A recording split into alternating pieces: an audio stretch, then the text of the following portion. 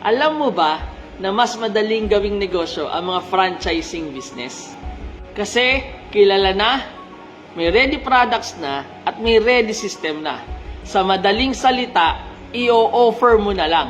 Tama? Pero kung ganun pala siya kadali, bakit marami pa rin hindi nag-o-open o nagsisimula ng kanilang franchising business? Actually, isa lang naman talaga ang dahilan. Alam mo kung ano? Pag franchising business, usually, pricey o mahal ito. Tama? Pero what if there's a business na franchising model wherein kilala na, may ready products na, at may ready system na? Ang maganda pa dito, one time lang yung franchising fee mo o pinakang puhunan mo. Dahil yung products ready na. All you have to do is to offer your service and ready to go na ang negosyo mo. Meron bang ganun?